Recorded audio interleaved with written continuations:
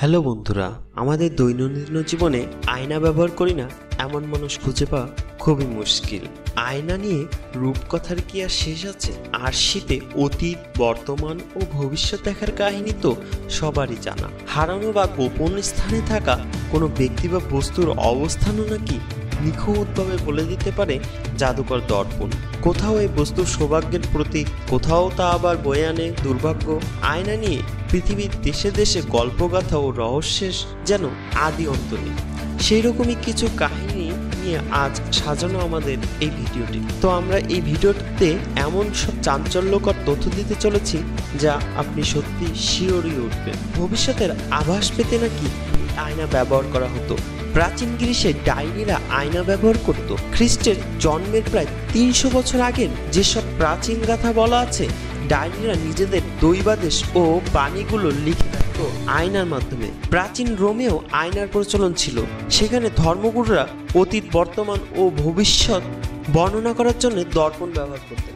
বর্তমানে আয়না তৈরিতে অ্যালুমিনিয়ামের গুঁড়োর ব্যবহার করা হয়, কিন্তু প্রাচীন মিশরীয়রা ব্যবহার করত তাম্রের চূর্ণ।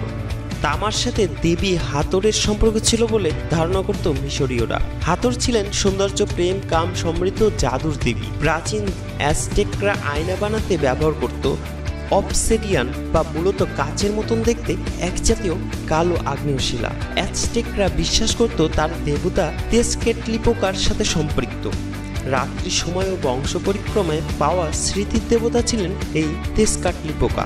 স্বর্গলোক থেকে এই মাটির পৃথিবীতে আসা যাওয়ার ক্ষেত্রে শক্তিধর এই দেবতা আয়নাকে তার মাধ্যম হিসেবে ব্যবহার করতেন। প্রাচীন চীনে চাঁদের স্বর্গীয় শক্তি ধরে রাখার জন্য আয়না ব্যবহার চলছিল।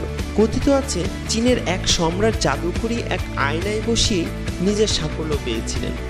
আজ থেকে প্রায় ২০০০ বছর আগে ২৫ খ্রিস্টাব্দে চীনের সম্রাট কিং শিং হুয়াং দাবি করেছিলেন আয়নার দিকে তাকানো মানুষের মুখে তাকিয়ে তিনি তাদের আসল চিন্তা ভাবনা ও মনের খবর বলে দিতে পারতেন।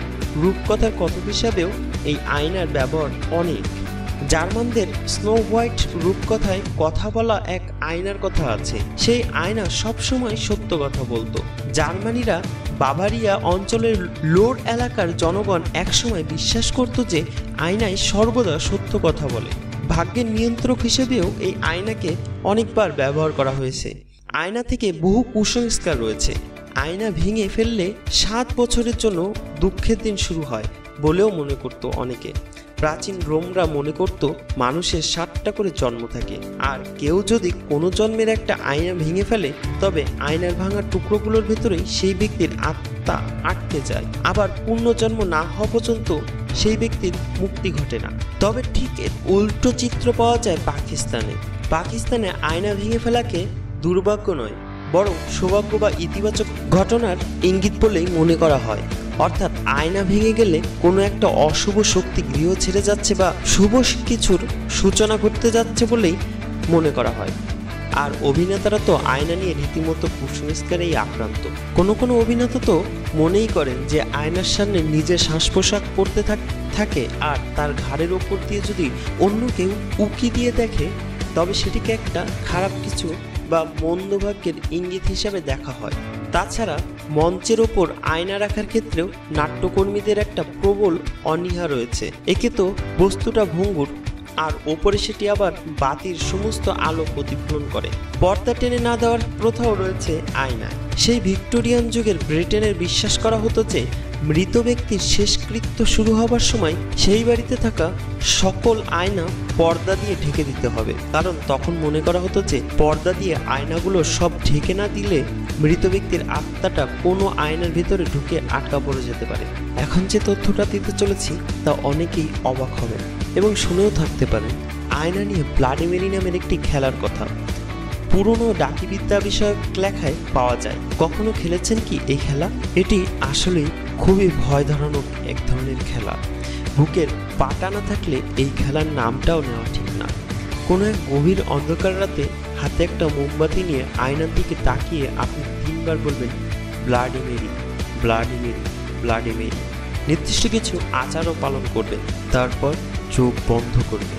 যখন চোখ খুলবেন তখন বুঝবেন যে ঠিক আপনার পেছনেই দাঁড়িয়ে রয়েছে ব্লাডি মেরি। মনের এই ট্রিকটা বা রড্রিকের ধাক্কাটা নিতে পারলে ব্লাডি মেরিকে দেখে চিৎকার দিয়ে আপনিও হয়তো ওখানেই অজ্ঞান হয়ে যেতে পারেন। তীক্ষ্ণ স্মৃতি ক্ষেত্রেও আয়না খুবই গুরুত্বপূর্ণ ও রূপকথার একটা অংশ। প্রাচীন কিছু সংস্কৃতিতে বিশ্বাস করা হতো যে আয়নার মধ্যেই মানুষের আত্মা বা মানুষের ভিতরে প্রকৃত সত্তার ছায়া পড়ে আছে। এই ধারণাটি হয়তো এই বিশ্বাস থেকে এসেছে যে ভ্যাম্পায়াররা বা মানুষরূপী রাক্ষসদের আত্মা নেই, আর তাই তাদের কোনো ছায়াও পড়ে না। অতএব আপনি যখন আজকে আবার আয়নার সামনে গিয়ে দাঁড়াবেন, একটু ভালো করে খেয়াল করে দেখবেন তো সেখানে কার ছায়া পড়েছে। যাকে দেখা যাচ্ছে সে সত্যিকারেই আপনি তো।